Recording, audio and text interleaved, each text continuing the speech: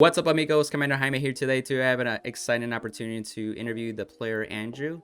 Andrew actually top premium for BCS Duluth, and some of you may be, it's referencing Atlanta, if you guys are curious. Did you want to say hi and also what deck you used to top with? Hi, Andrew Kondrick. I topped with Vowing Reverse. Also a member of Kingslayer cards. That's awesome. Yeah, actually, last week I just interviewed your buddy Crow, and he did phenomenal too. So I'm just grateful. Yeah, he got first place in V Premium. So taking 2 of the 3 is very No, that's really cool. Especially since you guys are forming a team up there and then you guys are just friends. Like, it's always humbling in that experience too. So typically what I like to do is, get to know you a little bit better for the viewers and then start diving into more of the deck details. I'll put the deck list for the viewers here so they can see it from throughout the video as well, so they need to reference it too. And I always put the deck log in the description if they want to see that firsthand too. So getting into it, like, where are you from a little bit? You mentioned Kingslayer cards. You want to talk more about that community? Yeah, they're a shop located in Miami, but they host larger events for Florida in general. Now that we've lost like PPGs and ARGs, so they've kind of taken that area that was missing for local events. They're getting a lot bigger, which is very cool. I'm located in Tampa, so it's a little bit of a drive for me to go over to their events, but it's always worthwhile. That's awesome. Like, I got a chance to talk to Richard Garcia. I think he's the one that owns the card shop. Is that correct? Yeah, he's the owner of the team. Yeah, and so it's a really growing community that I've seen, and you guys are doing the cash pulls too. I think that's exciting too, because it makes players actually like want to try hard to win it. It gives a reason to play test harder and play better decks and just work to get better at the game. Yeah, and doing the road trips too. Some people don't want to travel because there's no reward in their minds in that sense, but just having a cash pool like can pay for itself. Exactly. So that's always cool. Awesome. So I want to start diving into more of the preparation. So for like a regional like BCS, what are some key things that you did to prepare for the event? Like, do you think about like practicing methods, talk to others, or anything like that? You want to elaborate more? Yeah. One of the biggest things for me is understanding matchups, like especially with things that are coming out, because Duluth was the first weekend that Ripples was going to be legal, and Sea Maidens and everything from Clan Collection. So understanding those decks and understanding how much pressure they're going to have on the meta is very important. Personally, I've been to quite a few BCSs pre-COVID, and I always played my favorite deck. I always played Luard. Nice. This was my first time kind of taking that step away and playing something that's regarded more meta. So I ended up I play tested a lot with Luard, and that was kind of how I understand my matchups in advance. The Vowing Saber deck didn't come up until the day of registration. Holy crap. I was not feeling confident with Luard at all in the meta, because there's so much Narukami running around, and Ripples are so hard to deal with, because like even if you can stick a Hanali on the board, they can remove it so easily. So there's very little counterplay to that. The night before registration, I DM'd our Kingslayer group chat. I'm like, does anyone have a meta deck I can borrow? And Hart Ali, who is another person in our top cut, he messaged me back. He's like, I do not want to play Vowing Saber. I'm going to play Link Joker. So if you want the Vowing Saber deck, you can have it. So I had 1 week of preparation with the deck in my hands before that. Luckily I had another event, TCG Con in Tampa, that was a little bit larger. It was a cash pool event that let me kind of get an idea of how to play the deck. Like I have an understanding, but obviously playing a deck in person in your hands, you're gonna have to play out of a lot of different situations. So having that opportunity to play it in that event, and then I use Cardfight Area a lot. So I'm always on there play testing other cards. So having that opportunity to play it in person the week before, I actually scrubbed out of that event so hard. I was at bottom tables all day. So I went into BCS with very little confidence in the deck. Yeah. That's scary. It was very cool though. Me and Richard Garcia, actually, we were both playing Eradicators, even though we have decks that we enjoy more and we would, prefer to play. Yeah. So we went into the event going, if we O2 drop, instead of dropping, we're just going to switch to our deck and keep playing and give people the wins. Yeah. That's funny. O2 just never came for me, though. So it was very exciting. Gotcha. No, that's really cool. Like, just thinking about that. Like you have a good sense of Luard, which is one of your favorite decks, but you realize, like, I need to play something else if I want to do decent at least. Yeah. But it is scary doing like the day of or the day before or the night before registration and trying to learn that curve. So with that being said, since your friend gave you your deck list or your deck build, I should say, did you have any tweaks for it, or did you have a level of understanding of some of the cards that really came through for you in the event? I understood his card choices, and it was Marshall, Craven, Hart, and Richard that all put their heads together to get the deck list. So I kind of just went into it trusting the list. I didn't get to make any card changes before the event. Gotcha. So I went in, just trusting the team, and ideally the deck build works, and it did. I actually agreed with a lot of the card choices. I think there might be a couple of ratio changes I would have made, in advance if I had the opportunity to, but the way the 2-week registration thing works for the BCS, I really don't enjoy that. Me either. Yeah. Especially if you want to get some last minute testing that could change things a bit. Yeah. I don't like the idea of, making people not want to play test in advance for the event. Like, because no matter what playtesting you do, it's just going to put doubts into your mind at that point.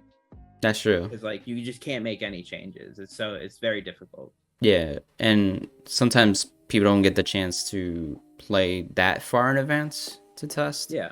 So you appreciate at least that last week just in case. Exactly. Yeah. That makes a lot of sense. So with the deck choices, I kind of want to at least dive into some of the things like the Superior Ride Engine with Descendant. How did you feel that worked for you, actually? Honestly, so that was probably something that clutched out a lot more wins than I expected it to. Every high roll I had that day, minus one game in Swiss and one game in Top Cut, it worked. I was able to hard mulligan, reach the cards, or search out the piece with like the grade 1 Eradicator that searches the top 5. Yeah. So I almost always got it. And the Superior Ride, in my mind, is kind of the thing that's going to put you at advantage against something like Ripples early. Yeah.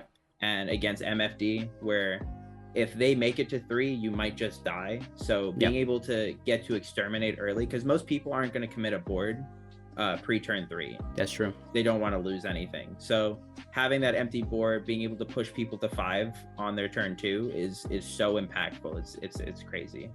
Yeah. So this is assuming you went first and then you high roll into it, right? Okay, gotcha. And it was very consistent with you then. Yeah. It worked very well. That's really good. Yeah, BCS, it worked a lot better than for TCG Con, where I was just breaking all day. It was so bad. I see. Yeah, because some people run into that where they're missing the one piece, or they got the pieces but they're going second, and it might not be the best choice. Yeah, the week in advance was more so me learning mulligan and trying to not misplay in that regard. But yeah. No, that makes a lot of sense too. No, thanks for sharing that. I was curious about the 2 Dungaree. That kind of stood out to me. Can you talk more about that? Yeah. We were all expecting a large Narukami showing, and the guys in Miami have a large Narukami showing at their locals. So the 2 Dungaree is almost an auto win for a mirror match, where if your opponent's stun burst, like usually a stun burst will rip 1 card out of your hand the first time. Yeah. But if you've had to commit a board again and you really push, then the next stun burst is going to be 3 or 4 cards out of your hand, which is going to kill you. Yeah. So the Dungaree, if you can hold on to that up until that second turn before they go into their second stun burst, that on rear guard is going to reset your bind zone. So they work so much harder to get it back. It doesn't really do much besides send your bind to drop, but it can also send trigger units from drop to deck in the mirror. Gotcha. So say you've like hard drawn the over trigger and you've guarded with it. Now when the Dungaree swings, because you've sent like I think it's 2 cards, you get to send 3 cards from drop back to deck. So being able to send your crits, your fronts, or your over trigger back is very impactful as well. Oh, that's cool. Yeah. No, that makes a lot of sense because I was reading the card and I was like, this is different because you're binding your opponent's cards. Yeah. In this case, so you do get the one extra card out of their hand with it, but it's more so to reset the bind zone, so that way their second stun burst isn't impactful at all. Gotcha. It reminds me a lot of Bell for Stokea. Yeah. Like where you send that was those... kind of the mindset playing that card. Yeah, who thought Murakami had access to a card like that? That makes more sense Yeah. now because I was like, I see this card, like, why did this come up? So I figured I asked those questions too. You mentioned Exterminate too with the high roll. So let's say you didn't get the high roll. What was your winning image look like for those matchups? So more often than not, it was still like my biggest weakness with Vowing Saber that I've seen is a lack of guard value in your hand, right? Yeah. Because you're playing so many 5k shields. Like I think it's 11 grade 2s in the deck and 12 grade 1s, but 4 of them are Heeson, which are the 5k shields from G series. Right. So when you're playing against someone, you're looking at your hand and you're like, wow, if I didn't have a G guard here, I'd have 0 guard value. I'd just die. So my mindset was always to play like overly aggressive. I was committing extra cards on turn 1 and 2. Okay. And trying to push damage as early as possible to deny them the defensive triggers. Yeah. And then really on the low roll it was ideally you kill first stride, you go stun burst under the Vowing Saber. Yeah. And either you have another Vowing on rear guard, or you've rewritten if the game didn't end on first stride. Because the full board restand plus the power you get from binding everything with Vowing is so impactful. It's so nuts. It's very strong. Yeah. So it's really just trying to kill on that first stride turn with the restands. Gotcha. We're playing 4 of the self damagers, so yeah, I did notice that. Yes, if the opponent didn't push us to 4 where we get the full board restand, more often than not I'd be holding those grade 2s and sending myself immediately to 5 from wherever I am. Oh wow. Yeah. So you would probably use more than 1 in a turn. Yeah, usually 2 if I had them. Like if they're in my hand, I will burn them the turn that they're in my hand. Gotcha. Because for one, they're gonna send me to 5 and they're gonna block the opponent heal triggers, which is super important. Yeah, being at a higher damage artificially. Yeah. Which people aren't really prepared for. And then at the end of turn, you're gonna choose any card in your damage to send back. So there was even one game where my opponent damage denied me completely, and I had 1 in my hand and a heal trigger, and I sent the heal onto the board to give me a damage, and I sent my over trigger as the first damage. So that just lingered in the damage zone. And then I used... Can it do that? It lingers? Yeah, because it's not being dealt a damage, it's being placed from the top. Okay, I didn't know that.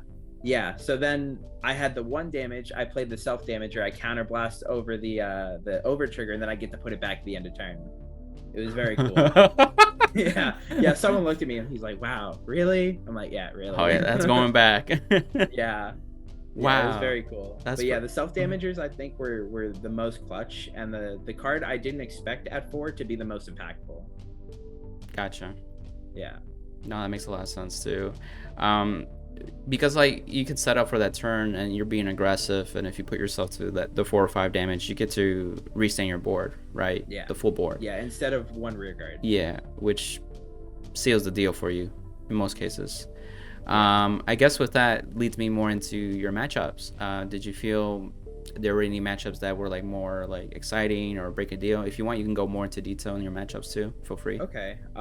So for one, I think I got very lucky with my Swiss run because I dodged ripples all day. Nice. Every round I looked to my left and my right and there was a ripples player. Oh my gosh. At least the first 3 rounds of the day. And I'm like, wow, okay. And then my opponent flips their Vanguard and is like, Jewel Knights, Angel Feather. I got a very lucky early run in Swiss. Okay, gotcha. And then the only real like big meta matchups I had were Narukami mirrors, which because we play the Dungaree, my opponent just looks at me. He's like, "Wow, really?" And I'm like, "Really?" So I got very lucky. I think I had 2 Narukami matchups in Swiss. I had an Angel Feather, 2 Jewel Knights, 1 Steam Maiden, not MFD. Okay. And then I ended up playing against Hart with his Deleter Messiah list in round 7. Okay. And coming out of round 7, I was the only undefeated, but they didn't cut the last round, so we still had to play round 8. Where I finally had to fight MFD, and that's where I took my loss in Swiss. So I went from seed 1 to seed 4 for top cut. Gotcha. Losing, so there were no undefeateds at the end of Swiss. Yeah, it's very weird. But yeah, I think the most exciting matchup I had was against Eric Zarita. Okay. He was on Jewel Knights. He was actually also on Kingslayer. Oh, nice. So round 6 and round 7 were kind of daggers on the team, where I was fighting our teammate and then Hart, who's also on the team. Yeah. I got to play the matchup against Eric at TCG Con. Yeah. Where I just kind of got rolled because I learned a lot from that game with him then. Yeah. Because I was holding on to my heal guards for G Guardians on his stride turn on his first grade 3. And I realized that that's probably not the best option, because usually he'll ride into an Ashley on turn 3. Okay, gotcha. And using an impede or a bulwark if it's active isn't as impactful, because he's going to end up calling over those cards anyway. Right. So you're denying an extra look at top 3 call 1, or you're denying a +10, but you're not really turning off a lot of battles. Right, they still call them. Right. Exactly. So my biggest thing was that I learned from TCG Con playing against him again was, instead of holding on the heal guards, I was burning them early and staying at a very low damage. I was at 1 damage when he went into his first like big swing turn. Yeah. And because of that, I had more opportunity to hit defensives, which was a better win con than holding on for G guards. Right. And it was a much different game than we had played the week prior. And I actually, at the end of the game, we had gone back and forth. I think I had stun burst twice, and he has 1 card in hand. He has his board, and he top decks, misses stride fodder on his grade 3. He has 2 cards in deck. He swings his rear guard and his rear guard, and it didn't click that he only had 2 cards in deck to me. Okay. So I was like over stressing these rear guard swings. So I'm like, oh, he's gonna swing Ashley, 2 more things are gonna swing. When should I take a defensive? Oh, I see. And so I guard the first 2 battles. I'm like, if he hits a crit, I die on the Ashley or on the rear anyway, right? Yeah. And then he just looks at me after the 2 rear guard swings. He's like, Andrew, I can't swing. I only have 2 cards in deck. I felt so stupid. Oh. Yeah. So that's how close that game came out to be. Like, I had just enough guard for the 2 rears, because he didn't see the stride fodder with the crystal luster, because then he would have had guard restrict. Yeah. So that game came out very, very tight. Oh, because even if he just went into crystal luster, it would have been more beneficial even without the Vanguard swing. Exactly, because I only had 2 cards in hand. So if he had a crystal luster, I'd be able to guard nothing. Oh. Yeah. That makes me that's a huge. It was a very tight game. That's crazy. I didn't think crazy matches with Jewel Knights and stuff like that. I mean, I expect Royals to show up at least once in my runs. They're so popular too. And they have some decent decks right now too, such as Jewel Knights. Did you want to talk more about your top 8? Top 8 was a very wild. Honestly, the best word I can use for top 8 was scuffed. Interesting. Okay. Yeah. So round 1 of Top Cut, I actually played against Naru Samurai, who's a local friend. He was having a horrible time. He was not feeling great. Oh. And he had gotten his Top Cut the day before. He got 2nd place in Standard. Yeah, I remember that. He earned his World's Invite. And during our game, he just conceded. Really? He did not want to keep playing. He didn't want to play out the rest of Top Cut. So that game... And he was also playing MFD, so that's one of the harder matchups for me as well. So I was a little blessed by that in the first round of top 8, which is usually like, if you lose the first round of top 8, it's always the most feels bad, because you spent an extra hour or 2 for deck check and going through the pictures. Oh, right. And then you walk out with nothing. So yeah, the first round of top 8 is always the most stressful, I think. So after that game, I was the 2 people sitting next to me that were going to be my next opponents were the 2 Vision players playing DI. So because our game ended very early because he didn't want to play a Top Cut, I was able to watch over the DI match, So I got an idea because I've never played against that matchup, like at least their build. Yeah. Very interesting deck. That match was actually super tight with me and Nico for the second round of Top Cut. Yeah. I ended up high rolling and superior riding, so that was great. But I pushed him to I think four early. Yeah. And he ended up doing his NLK turn. Yeah. He got the 20 in Soul, but he missed the Barrow in Soul. He missed the Barrow Magnus, and he missed the Hope on Damp. So I never saw either of those in our game. Yeah.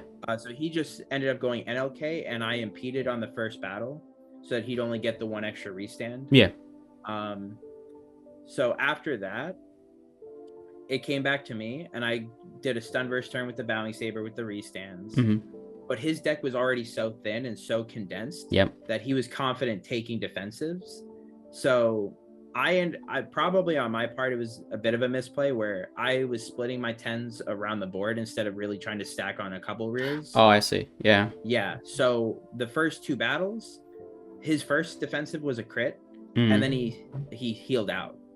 So he was plus 20k. So now I only have 2 rear guard swings I can hit. Yeah. And 3 rear guards in my front row are rested right now. Yeah. So I swing Vanguard next. Yeah. Or no. I swing those 2 columns that can hit. Yeah. Or I swing the one, and he G guards with. I forgot the new G guard can minus crit from units for every 10 soul. Gotcha. So the 2 rear guards that still could swing now had 0 crit. He was able to split that. I gotcha. Yeah, because he had 20 exact in soul. So the 2 columns that were still able to hit past the defensives had 0 damage now. So now I swing Vanguard and restand the columns that are 10k minus to hit, like they're 10k under. Yeah. And I hit the front. So I was able to hit over and get through his hand. So I got very lucky with the drive check that game. But that was a very exciting game. The DI deck is very, very cool. And honestly, I kind of want to build it myself. Yeah. And then finals was against a local player of mine who's also from Tampa, Lloyd Brown. Okay. He ended up topping the day before with Vanquisher and B Premium as well. Our game, it was, I don't remember if I high rolled or not. Okay. I don't think I superior rode. I did get off I didn't even get a Dungaree off.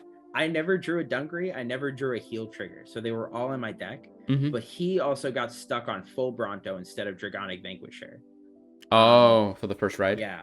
Yep. He was stuck on full Bronto till the end of the game. We had gone back and forth a stride or two, I think. And then he went into Exterminate, even though I had 3 out of my 4 front row circles filled. And I was very confused by that move. But I think it was because I was at 4, and if I had taken a defensive on a Stunverse turn, his columns wouldn't really hit because he was stuck on the full Bronto. So to a degree, it made sense for the 1 draw and the 10k to the front. But what had happened during that final game, because he was on Exterminate with full Bronto under, he played 2 Jaggy shots and he had another rear guard. He swung the Vanguard and he hit crit in front. Ooh. And then he swung the Jaggy shot. And at the end of battle, he pushed it to soul to draw a card, bind, and he bounded Shatora. And then we went another battle or 2 past that. Yeah. And then he realized that because he was on full Bronto, Jaggy shot can't push to soul to draw because his Vanguard isn't Dragonic Vanquisher. Oh. Yeah. So at that point, so I had taken a damage on that turn already. I've gone to 5. Ooh, yeah.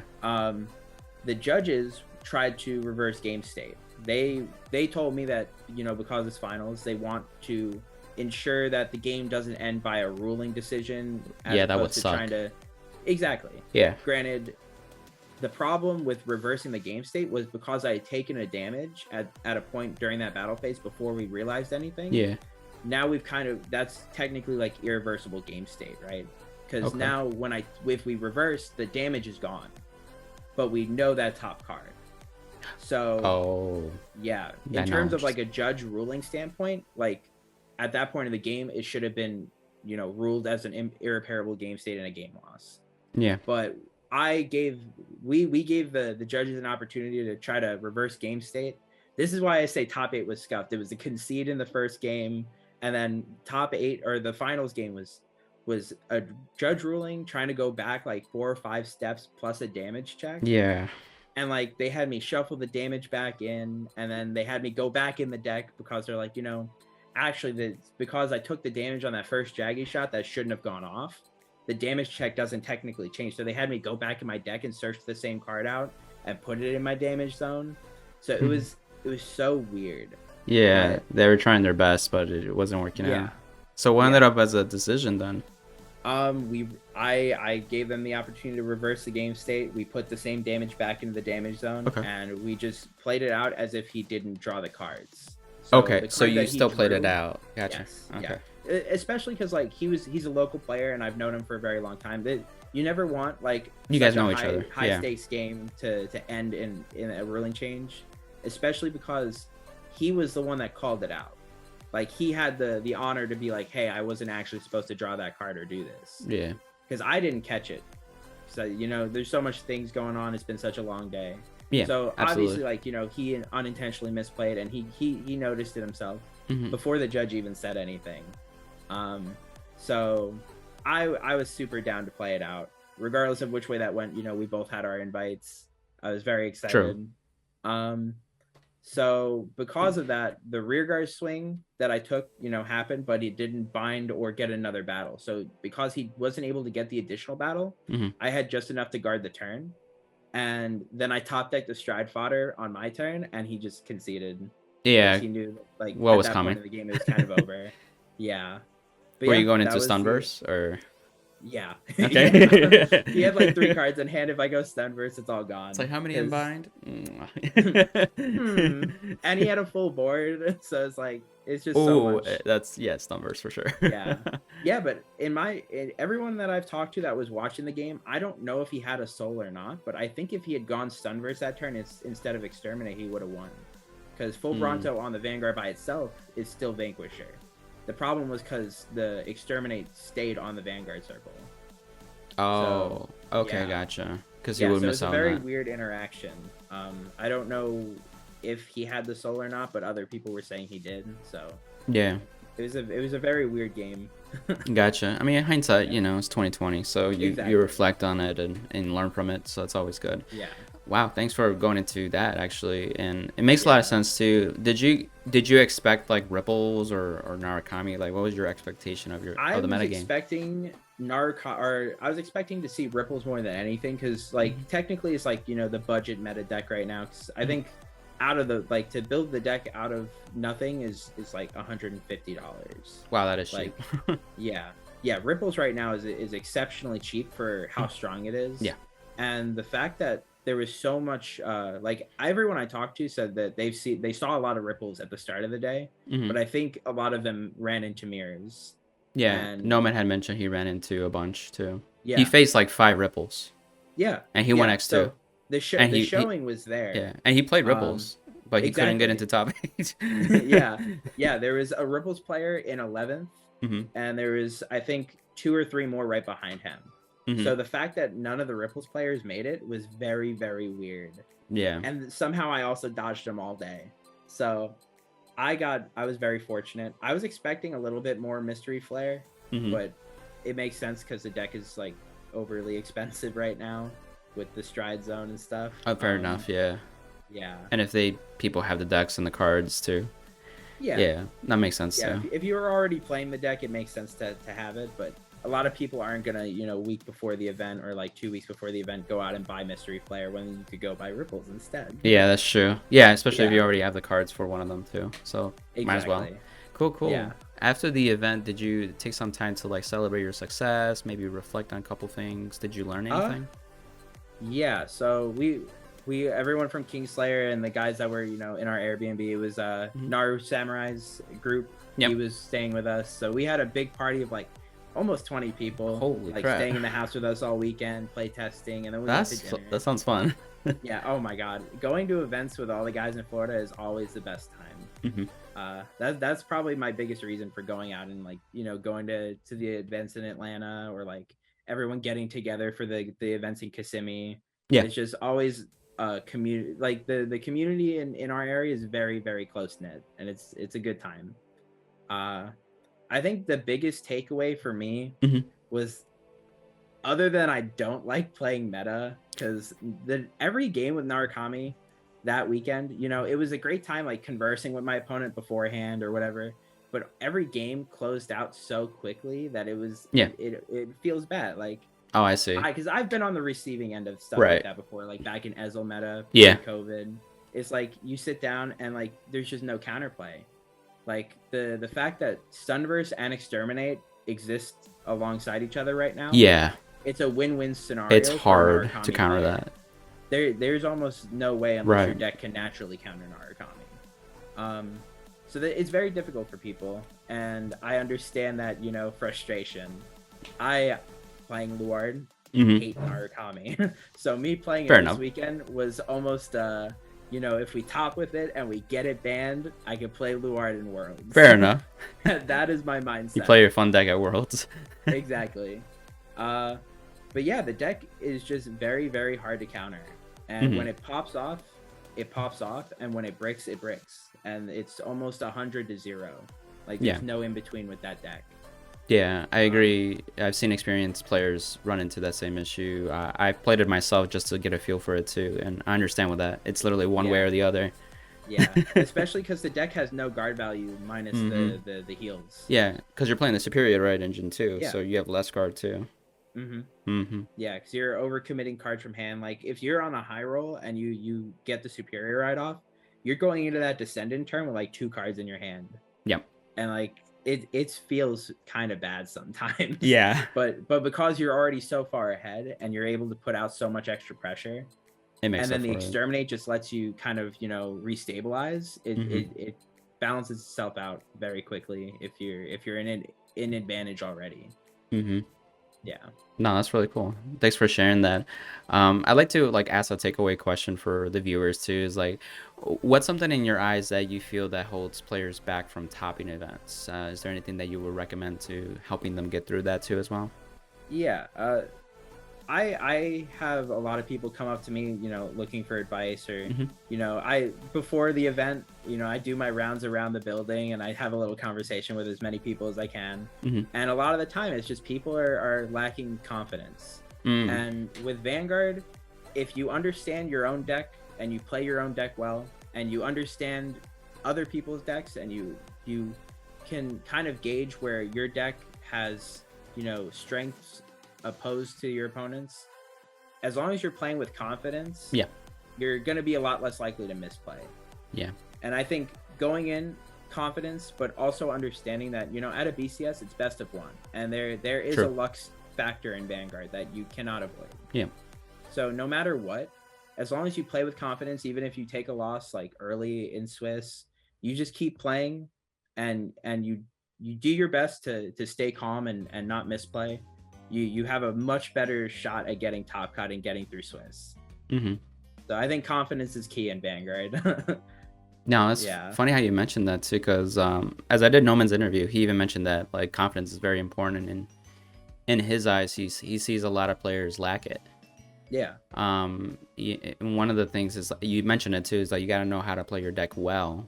On top of that, not just know how to play it, but how to play it well. Not just understand the combos, but understand the interaction between decks, and where like a lot of decks have certain power spikes at certain points in the game, and understanding how to play around those and shift momentum towards your own favor is very important. I remember there was a game, it was a Narukami mirror match. I didn't see the Dungaree, but in my mind, I'm like, I have to play around the G guard because I know I saw him check the heal. So instead of going a full-on descendant, or not descendant, I think it was descendant. I think it was Vowing Saber over, or descendant over Vowing Saber. Oh, okay. And instead of overcommitting the turn, because I knew the bulwark would hurt. Oh yeah.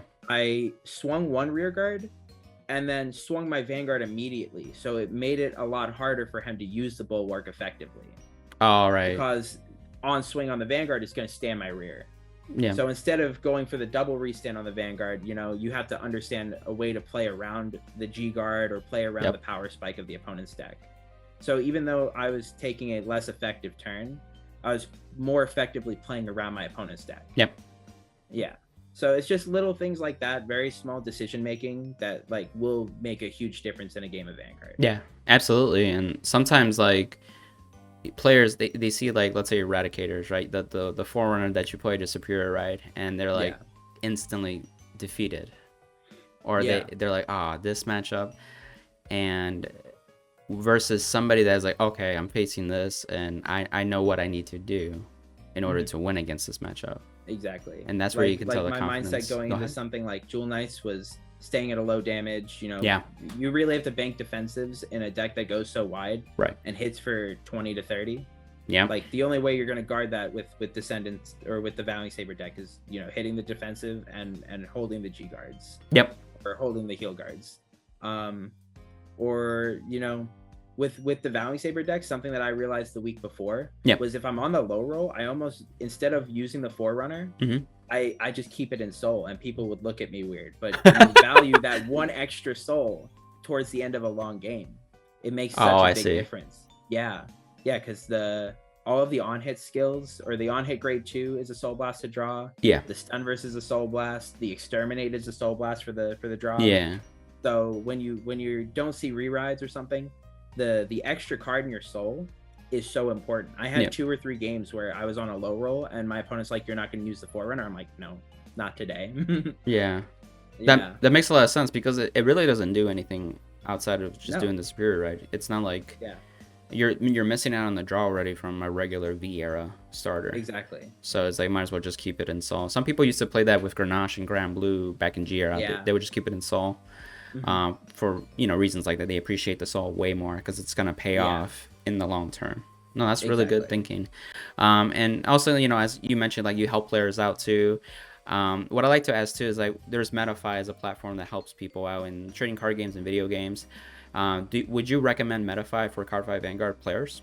I would. I think coaching, if you're not a super experienced player or you don't have someone locally that you can go to and get that advice from, I think being able to go online and get that advice is super important.